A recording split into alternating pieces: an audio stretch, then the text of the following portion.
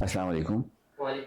So today we're going to be starting from verse number 14, Surah Baqarah. And this is a very interesting point because this is the first time that Bani Israel has been mentioned in the Quran. And before we do a deep dive into Bani Israel, I think it's just pertinent to understand who actually is Bani Israel, what are their origins, where do they come from, where did it all start, okay? Yes. So I think to simplify it and for people to know who Bani Israel is very easily, I think it's most commonly the Jews. The majority of Jews will be considered Bani Israel. correct, but why are they called Bani Israel? Because Bani in Arabic means the children of, like Bani Adam is the children of Adam, so we're all the children of Adam. Okay. So when we say Bani Israel, I'm just trying to get into the literal, the actual origin of Bani Israel, and then obviously we can come to the modern day Jews or what implications it has for the rest of us. Okay. So from that point of view, do you have an idea where Bani Israel originates from or where it started from? Starts from Yaqub alayhi salam. He had 12 sons. One of his sons was named Yusuf alayhi salam, and it starts from there and spreads into what we call today Israel. Very good, very well. What we call today Israel is a slightly different thing. We're now talking about Bani Israel. Okay, so these are the descendants of, as you rightly said, Yaqub alayhi salam. And the famous story about Yaqub alayhi salam is, he had 12 sons and Yusuf alayhi salam is one of his sons. And so there's a complete Surah Yusuf, which is there in the Quran and I believe also in the Old and the New Testament. So, so that's where Bani Israel starts from. And in those days, the Arabic language still wasn't there. So it was probably Hebrew and Aramaic and such kind of languages. And in those days, Israel, the last part is Il, which is in those languages, they used to refer God to, like we say Ilahi, my God. So Ilah or Elohim is something that if you go to the older books, you will find. It's very similar to saying as the name of Allah. God. So when we say Israel is referring to a person who is, let's say, a servant of God or who strives in the way of God. And so in the Arabic language, it is typically Abdullah, which is your name. So in those days, it was Israel. Okay, so it was probably one of the names of Prophet Yaqub alayhi salam. So that's where it all started from. Yes. And so then if we get to the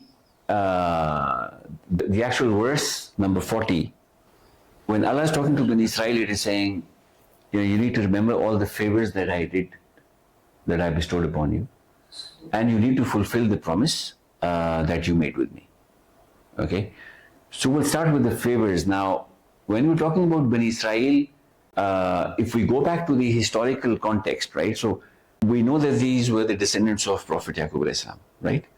But at some point, what happened is that this tribe, Yes. they became, let's say, subservient, or they became almost slaves to the Pharaoh. Yes. Okay? Yes. And so when we look in the Quran, we see that, it's so we've got the children of Prophet, which is Yusuf alayhi salam, and that is a completely different age. It's a completely different timeline.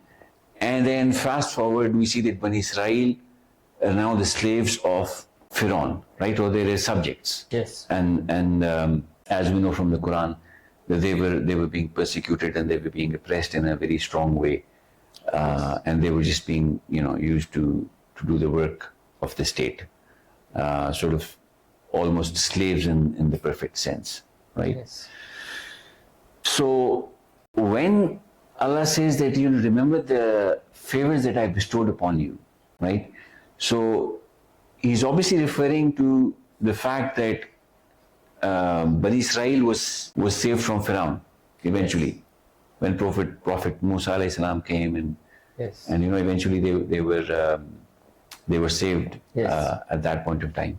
But even before that, if we go back again to Prophet Yaqub alayhi salam, right? He had sons, and one of his sons was Yusuf alayhi salam.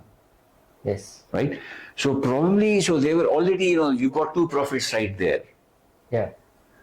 So as we will see in some verses of the Quran, that Allah is talking about, He sends prophets amongst you.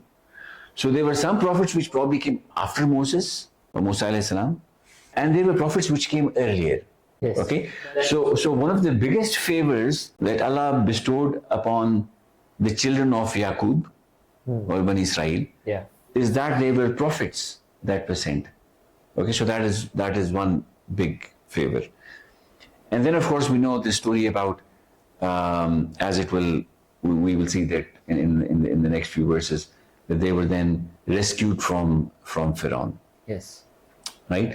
So Allah is talking to Bani Israel, and Allah is saying to Bani Israel that you need to remember the favors that I did upon you, and you need to fulfill my promise or my covenant Yes. that you made with me.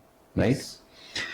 So before we go into the details of Bani Israel, I think it's best to just step back and think about why Bani Israel is being mentioned as almost one of the first instances in the Quran. And then, as we'll see in the Quran, there are so many times that Bani Israel and Musa alayhi salam is mentioned in the Quran. Okay? So we just need to understand, is Allah talking to Bani Israel of the present day, and that's it? So are we just supposed to see this as, okay, this is God talking to Bani Israel, we don't have a lot to do with it? Or should we see it in some other light as well? Because this is the last, Quran is the last book, and it is a book for all of humanity. It is not just for Bani Israel, right? It is for Bani Adam. Yes. It is for the children of Adam, right? Yes. And Bani Israel is just a subset of Bani Adam, Yes. correct? So my point or my question is that when we're talking about Bani Israel, what is the significance of Bani Israel for us, as in for everybody else? Yes.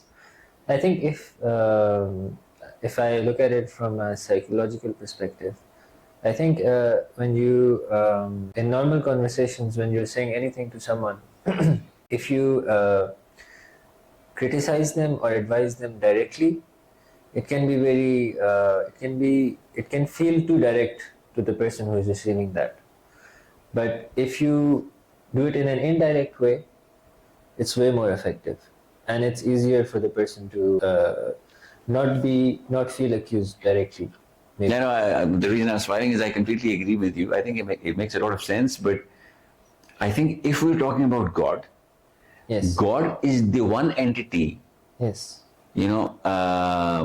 Who is never scared or apprehensive in talking to anybody. Yeah, absolutely. He's got that status. So I understand your point, but I will not. I wouldn't agree with. Yeah, it makes sense. You could be right. Yeah, no, because there's two things. I think one is there was some incident where Allah mentioned to Prophet Muhammad that if he was very strict with his own companions, then they would be pushed away from that strictness. No, that's right. But that's the Prophet. Yeah, that's the Prophet. But for Allah Himself, he doesn't shy away from saying, if you do good, you go to heaven. If you do bad, you go to hell. Absolutely. No, absolutely. And so on. Absolutely. I think what I'm trying to say is that it's not about Allah's position that I'm referring to. It's about how the human being is able to improve himself. That's a good point. That's an interesting point. So what you're saying is, rather than God directly telling every person in terms of what they need to do, which is there in the Quran, which He has said it multiple times, but when He's referring to another nation, yes, then you're saying there's an element of it's probably easier for the other people to learn from the mistakes of others.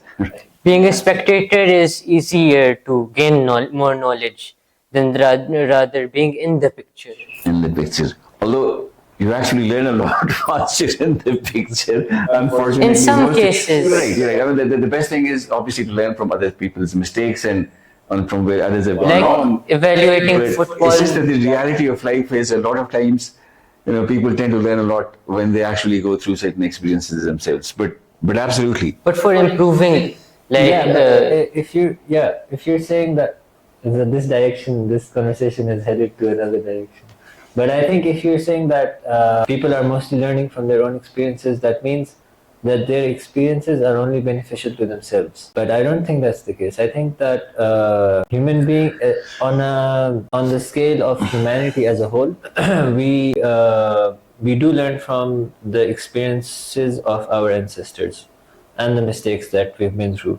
Whether it's something that we learn through the stories that Allah has told us in the Quran, or maybe it's something that uh, changes in our DNA as our ancestors. I think what both of you are saying is obviously correct in the sense that the Prophet Muhammad Sallallahu Alaihi Wasallam has said that you will do everything that the people before you have done, which is why which is one of the main reasons that we are being told these real life stories is don't commit the same mistakes that they've done. So it's just a case of who is going to learn more from what he sees where others have gone wrong. That's obviously a wiser Yeah, person. absolutely, yes. Okay, so if you need to commit the same mistake, it's just foolish. So you end up saving a lot of time and energy if you learn from where other people have gone wrong. Yes, absolutely. Correct. I completely agree. So I think this is a good piece of advice for anyone who's trying to learn anything or go into any field is to try to learn from the people who have been through that experience. Absolutely, absolutely. And I think this is one of the foundations of knowledge is we learn from what other people have done. So if we come to scientific knowledge, it is research, but if we look at history, then we get a sense of we can evaluate and understand where people have gone wrong and learn from their mistakes, and we can aspire to do what they did right and follow in their footsteps, and move in the right direction. So, but this was a good discussion to have because we will keep talking about Bani Israel off and on in the Quran. So it's important that while at level 1, let's say we understand that this is talking specifically about Bani Israel, but at level 2, as the Prophet told us, and Quran is supposed to be a book of guidance for all of us. So everything that is mentioned in the Quran is a lesson for everybody. It's a Muslim, it's a lesson for a Muslim, for an atheist who is trying to understand and read the Quran. For any and everybody who's reading the Quran, they need to get guidance from whatever is being talked about. So even if it is a discussion of Bani Israel, we're supposed to see, are we doing the same thing? Are we committing the same mistakes? And so it is for us to avoid those mistakes. Okay. So with that background, we can get into the verse. So the first verse, which is verse number 14, Surah Baqarah, Allah says to Bani Israel, He says, remember the favors that I bestowed upon you, and fulfill the promise that you made with me. Correct? Yes. So the favors that as we discussed were, what were the favors? The favors were the amounts of prophets that God, Prophets that came in Bani Israel. That was one of the biggest favors. And what else? and he freed Israel. Bani Israel was rescued from the army of Pharaoh. Allah says, you fulfill the promise that you made with me, and I will fulfill the promise that I made with you. Okay, so it was a two-way promise. So if we look in the Quran in terms of where and the older books where what was the covenant or what was the promise that Bani Israel made to Allah was essentially that they should worship only one God. Yes. And they should not do any kind of shirk, or they should not ascribe any partners to him. So it's just the oneness of God. And then of course that they should submit to their parents, they should perform their prayers, they should give zakat and so on. So there was a number of things which Bani Israel promised. Okay? And one of the things that Bani Israel promised was that they would submit to all the messengers that Allah sent. Yes. Okay? So in that context, obviously the final messenger is Prophet Muhammad, which obviously is going to be mentioned in the next verse. And this was mentioned in their books, that there's going to be another prophet. And what was Allah's promise? Allah's promise was that, if you obey what I'm saying, I will save you from hellfire. I'll give you a good life and I'll save you from hellfire. Okay? So this is the starting point of Allah's conversation with Bani Israel. Is it that I will save you from hellfire, or is it that I will admit you into heaven? He's saying You could be right. I have to look at that. One second.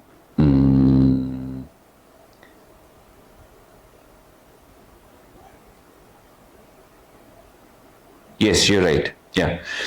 So if they did all these things, then Allah promised them heaven, yes. right? Jannah, gardens of paradise. And so in the logical sequence, Allah says that, now that I've sent my, the Prophet Muhammad, Yes. so you've got to believe, as it was mentioned in your books, you've got to submit to him. And so they already knew that there's a prophet. It's like an update. And yeah, and that's why there were actually Jews in Medina, which is very interesting. There were some families of Jews which were settled in Medina because they had come looking for, they were waiting for the Prophet. They had a sense that the Prophet would be, would probably be coming in this region. Okay.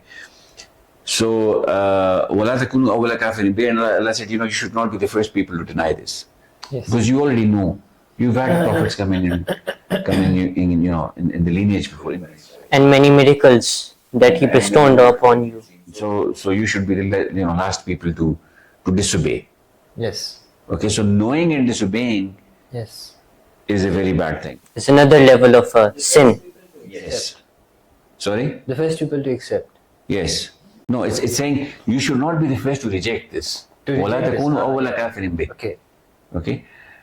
And then it says, وَلَا تَشْتَرُوا بِآيَاتِي ثَمَنًا قَلِيلًا. And do not sell my signs or verses. Basically what it means in simple language is, do not trade the truth with falsehood.